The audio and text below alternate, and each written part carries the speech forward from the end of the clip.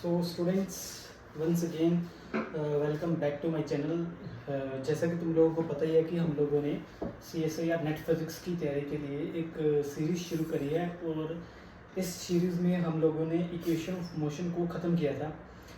तो अगर तुम लोगों ने अभी तक इक्वेशन ऑफ मोशन को नहीं पढ़ा है तो प्लीज़ चैनल में जाके देखें प्लेलिस्ट के अंदर सारी की सारी वीडियोस। और फिर उसके बाद हम लोग आज नया टॉपिक शुरू करने वाले हैं फिर से पोटेंशियल एनालिसिस। और पोटेंशियल एनालिसिस के ऊपर हम अभी पहुंचेंगे, बट उससे पहले मैं तुम लोगों को एक और चीज़ करवाना चाहता हूँ, वो है equation of motion and small oscillations. This is once again a very important topic. Every year a question of 3 marks, at least 3 marks यहाँ से पूछा जाता है हमेशा। ठीक है, तो इस लेक्चर को ध्यान से देखना अच्छे से और मेक श्योर कि लाइक कर देना, चैनल को सब्सक्राइब कर देना। और अभी हम शुरू करते हैं आज का topic which is equation of motion and small oscillations. Equation of motion हम लोगों ने कर लिया है, इसको थोड़ा सा आगे लेकर चलेंगे नेक्स्ट लेवल पे। Equation of motion and small oscillations. Equation of motion and small oscillations. तो इसको करने के लिए हमारी अप्रोच क्या है? सबसे पहले हम ना एक पोटेंशियल का ग्राफ लेते हैं। किसके विद रिस्पेक्ट टू? हम पोटेंशियल का ग्राफ लेते हैं एक्स के विद रिस्पेक्ट टू। सो अभी ये हो गया मेरा, लेट अस कंसीडर, मैं खुद मान लेता हूँ कि ये मेरा पोटेंशियल वर्सेस एक्स ग्राफ है, कोई भी हो सकता है। सो मैं अभी एक बड़ा ही अच्छा ग्राफ लूंगा कुछ इस तरीके का। Look at here, let's say ये मेरा पोटेंशियल वर्सेस एक्स ग्राफ है और x not point, let's say this point is x not and इस एक्स नॉट पॉइंट को हम क्या कहते हैं? This is the point of stable equilibrium point. Stable equilibrium point. And हमें पता है स्टेबल इक्विलिब्रियम पॉइंट है, तो इसका मतलब क्या है कि जो हमारा फर्स्ट ऑर्डर डेरिवेटिव पोटेंशियल का dv डिवाइडेड बाय dx, उसको जब हमने 0 पुट किया तो हमारे पास एक पॉइंट आया जिसको हम क्या कहते हैं? x naught. और जब मैंने सेकंड ऑर्डर डिफरेंशिएशन किया पोटेंशियल का, x is equal to x naught के ऊपर मेरी वैल्यू कितनी आ रही है? Greater than 0। अगर ग्रेटर देन 0 आ रही that means x naught is the point of minimum. Minimum that means stable equilibrium point. So this is the condition. तो अगर ये मेरा स्टेबल इक्विलिब्रियम पॉइंट है तो उसके बाद अभी देखो ये चीज तुम लोगों को ये सिनेरियो पता है। दूसरी चीज, अभी तुम लोगों ने ये सिस्टम पढ़ा होगा जब तुम लोग 11th क्लास में होंगे कि ये हमारा सिस्टम है एक, जिसको हम सिंपल हार्मोनिक मोशन कहते हैं। क्या कहते हैं? Simple harmonic motion. और इस सिंपल हार्मोनिक मोशन में मैंने क्या कंसीडर किया है? एक स्प्रिंग कंसीडर किया, उसको किसके साथ अटैच कर दिया? एक बॉडी के साथ जिसका मास है स्मॉल है। फिर मैंने क्या किया? इसके ऊपर एक फोर्स अप्लाई करी, applied force in this direction so that this spring will disturb from its mean position. ये इसकी मीन पोजीशन है। जब मैंने फोर्स अप्लाई करी तो ये अपनी मीन पोजीशन से क्या हो जाएगा? डिस्टर्ब हो जाएगा।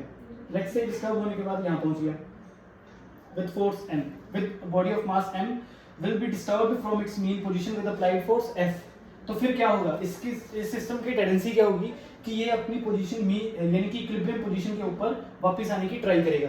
तो इसको जो फोर्स वापस आने के लिए हेल्प कर रही है उसको हम क्या कहते हैं? F is equal to minus kx, which is called a restoring force. This is called restoring force. This is called restoring force. तो मतलब this is called restoring force. That simply means जो हमारा F है it is proportional to minus of x. इस तरीके के motion को हम कैसे क्या कहते हैं? Simple harmonic motion. तो यानी कि सिंपल हार्मोनिक मोशन वो हुआ जिसमें हमारी force first power of displacement with negative sign के डायरेक्टली प्रोपोर्शनल है। That means this is called simple harmonic motion. This is called simple harmonic motion. That means अगर मेरा कोई भी मोशन सिंपल हार्मोनिक है तो उसमें मेरी फोर्स लीनियर टर्म के डायरेक्टली प्रोपोर्शनल है। This is the linear term. Linear term. Next दूसरी कंडीशन क्या हो सकती है कि मेरी फोर्स किसी पावर के डायरेक्टली प्रोपोर्शनल, यानी कि लेट्स से x स्क्वायर के डायरेक्टली प्रोपोर्शनल है। तो इसका मतलब क्या है? ये ऑसिलेटरी मोशन तो है, this is oscillatory motion. oscillatory motion, this is oscillatory motion but not simple harmonic motion. Look at the beauty part है, मतलब कि अगर मेरी फोर्स एक्स के डायरेक्टली प्रोपोर्शनल है, मतलब लीनियर टर्म ऑफ डिस्प्लेसमेंट के डायरेक्टली प्रोपोर्शनल है, that means that motion is simple harmonic motion. But अगर लीनियर टर्म को छोड़ के वेरिएबल पावर्स की टर्म में है, जो हमारी एक्स हमारी फोर्स फंक्शन है वो वेरिएबल पावर्स की यानी कि 2 3 4 5 6 की पावर में है, तो वो ऑसिलेटरी मोशन तो है, that means to and fro motion तो है, बट वो एक रेगुलर इंटरवल के साथ अपने आप को रिपीट नहीं करेगा, दैट मींस वो सिंपल हार्मोनिक मोशन नहीं है। तो यहां से हम एक कंक्लूजन लिख सकते हैं कि every simple harmonic motion is oscillatory, but every oscillatory motion is not simple harmonic. Look at here. So this is the conclusion of the first part of the lecture.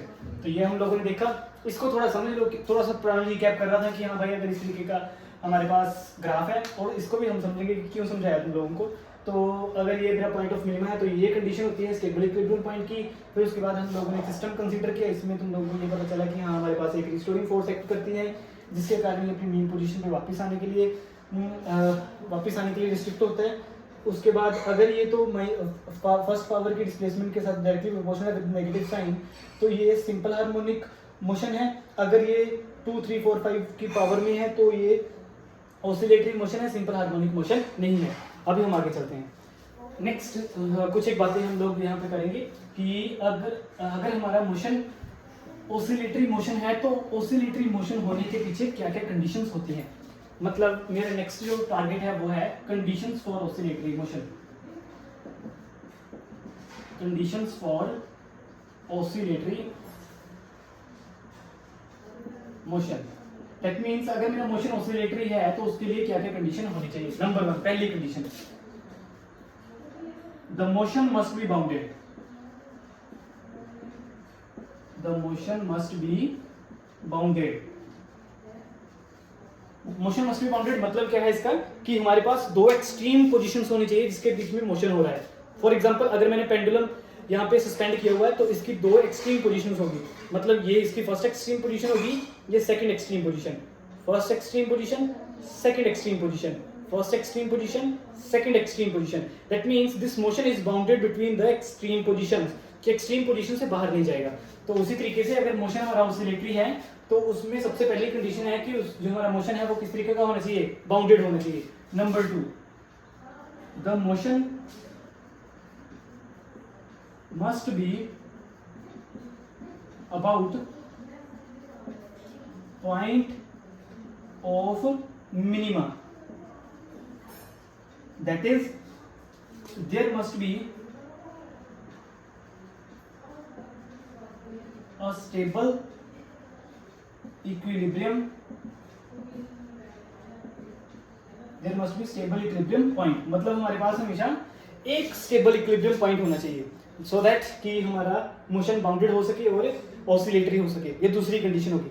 Number 3 condition which is very important, एक minute मैं इसमें fill कर लेता हूँ। Third condition is कि जो हमारी force है that is directly proportional to minus of x, कि जो हमारी फोर्स होती है वो माइनस एक्स के डायरेक्टली प्रोपोर्शनल होनी चाहिए। तो फिर हमारा मोशन अगेन कैसा हो जाएगा, ऑसिलेटरी हो जाना चाहिए। Look at it, the third condition is the force must be directly proportional to minus x, that is if the system satisfy this condition then the system will be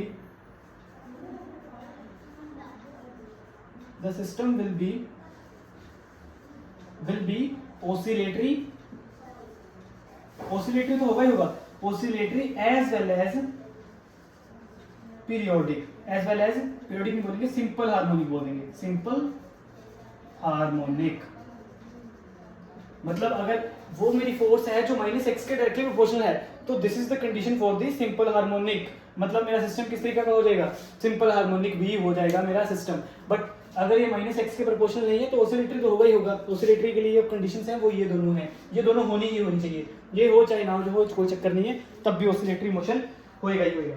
तो अगर मैं तुम लोगों को थोड़ा सा एग्जांपल के साथ समझाना चाहूँ तो लुक एट हियर, जो मैं कहना चाह रहा हूँ लुक एट हियर। एक तो ना मार्कर की बड़ी दिक्कत है, कोई अच्छा है ही नहीं मार्कर, कल इसको दूर कर देंगे हमने इस दिक्कत को। तो अगर हम यहाँ पे पोटेंशियल कंसीडर करें v of x versus x graph देखें, लेट्स से हमारे पास v of x versus x graph है कुछ इस तरीके का, this is very beautiful graph actually, look at the field part here. So हमारे पास ये ग्राफ है, इसमें हम लोग 3 पॉइंट्स कंसीडर करते हैं। Look at, let's say this is a point and this is b point and this is c point. तो अगर मैं तुम लोगों को पूछूं इस फर्स्ट रीजन में क्या हमारा मोशन ऑसिलेटरी है, तो आप लोग क्या करेंगे, सबसे पहले क्या देखेंगे, दो एक्सट्रीम पोजीशंस देखेंगे। इस फर्स्ट पार्ट में देख रहा हूं मैं, इसकी बात कर रहा हूं। तो यहाँ पे हमारे पास दो बाउंड्रीज होनी चाहिए, है ना, मस्ट बी बाउंडेड। तो ये देखो पहली बाउंड्री ये होगी, दूसरी बाउंड्री ये होगी, बाउंडेड मोशन है। Number 2, there must be stable equilibrium point. Look at here, this is the stable equilibrium point, जहां पे हमारा इस तरीके का मोशन होता रहेगा, तो this is stable equilibrium point. Number 3 वो बाद में देखेंगे हम लोग, मैं सिर्फ और सिर्फ ऑसिलेटरी की बात कर रहा हूँ। अगर ये कंडीशन होगी तो वो सिंपल हार्मोनिक होगा। तो ये दोनों कंडीशंस को फुलफिल कर रहा है, that means it is a oscillatory motion. इसी तरीके से अगर इस रीजन की बात करूं तो इस रीजन में भी दो एक्सट्रीम पोजीशंस हैं और हमारा मोशन इन बिटवीन लाई कर रहा है यहाँ पे, और there is a stable equilibrium point, that means again हमारा मोशन किस तरीके का हो गया, बाउंडेड मोशन हो गया। तो दैट मींस अगर ये बाउंडेड मोशन हो गया तो मतलब क्या है, ये ऑसिलेटरी मोशन है। सिमिलरली इस रीजन में बताओ कि हाँ ये बाउंडेड होगा, या फिर मैं कह रहा हूँ कि ये ऑसिलेटरी मोशन होगा या नहीं होगा, बताइए, सोचो 2 मिनट।